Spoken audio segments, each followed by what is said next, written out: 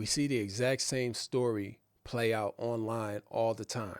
Someone decides they are completely fed up with the rat race in the West, so they pack their bags and move overseas. For the first year, their social media is flooded with beautiful pictures, cheap cafes, beach sunsets, and long paragraphs about how they finally broke free from the matrix. But fast forward 18 months, and they suddenly go quiet. The photos stop, the updates fade away, and eventually you see a vague, quiet post.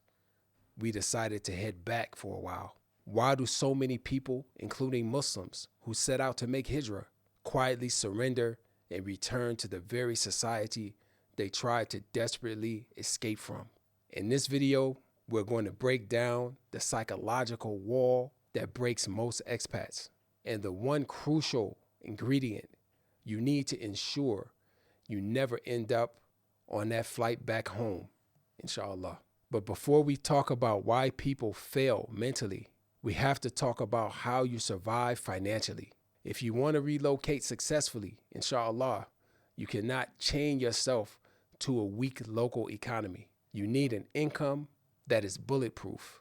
That's why we constantly recommend Muslim Certify. They train you in a highly valuable remote skill called appointment setting. You can earn a strong, stable income online from your laptop working with vetted halal businesses. This gives you the geographic freedom to choose where you want to live without stressing over local wages. Check the link in the description for more information.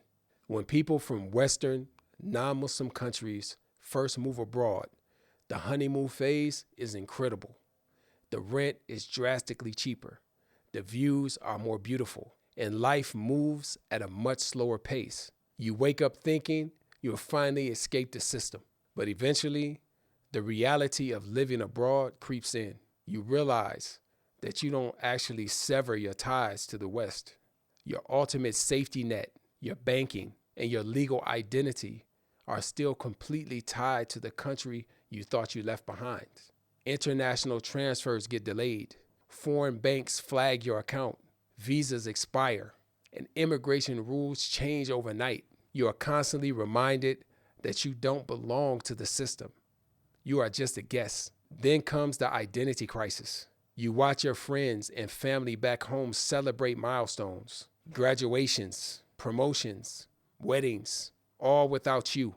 And at the same time, you realize you would never fully blend in with the locals in your new country. You're stuck in this exhausting, weird limbo state where you don't truly belong anywhere. Over time, that constant, quiet uncertainty becomes heavy. People eventually run back to the West, not because the West is a perfect utopia, but because it's predictable. They trade their geographic freedom just to get back their permanent legal status, their functioning credit score, and a society where the rules don't constantly shift under their feet. This cycle of burning out and giving up is actually why so many relocation plans fail. People jump on a plane without preparing for the emotional and structural realities of living abroad. To help you avoid becoming another failed statistic, we put together a free resource called The Hijrah Pitfalls. It breaks down the critical mistakes people make when relocating, managing their expectations, and navigating foreign systems. Do not make your move without reading this first. You can download it right now at hijrah.tips. Now, everything I just outlined about that expat trap is absolutely true, especially if your move is based entirely on worldly objectives. If your only motivator for moving is to stretch your dollars, get a bigger house, and eat at cheaper restaurants, you're going to burn out. These things are just bonuses. They cannot sustain the human heart when homesickness, isolation, and foreign bureaucracy kicks in. So what separates a worldly expat from a Muslim making Hijrah?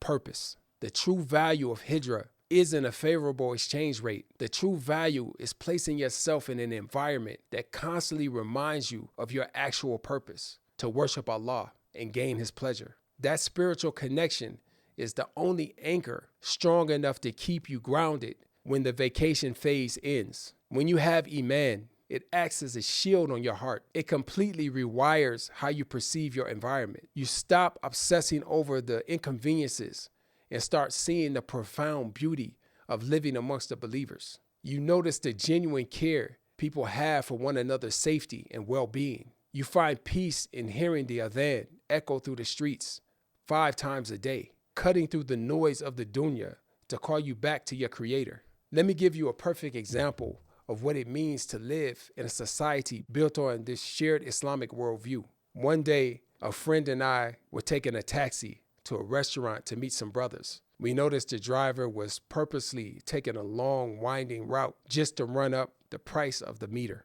My friend looked at him and said, "If you don't stop trying to cheat us, I will make dua against you." The driver immediately hit the brakes. He got visibly terrified and pleaded, "Please don't make dua against me." He stopped cheating us right then and there. Why? Because that fear came from a concept deeply embedded in the hearts of the Muslims. Even a taxi driver trying to make a quick buck knew the hadith of the Prophet sallallahu alaihi wasallam, وَاتَّقِي دَعْوَةَ الْمَظْلُومِ فَإِنَّهُ لَيْسَ بَيْنَهَا وَبَيْنَ اللَّهِ حِجَابٌ. Beware of the dua of the oppressed, for there is no barrier between it and Allah. Imagine for a second telling a non-Muslim taxi driver in New York City that you are going to pray against him for running up the meter. He would laugh you right out of the taxi. But in the Muslim world, that shared spiritual reality exists, and it changes everything about how you interact with society. Years ago, I was living in a neighborhood that was incredibly tough. There was dust everywhere, rubble in the streets, flies buzzing around. We were there for one reason: to study the Arabic language. One day, a brother I was with looked around at our rough environment and made a profound statement.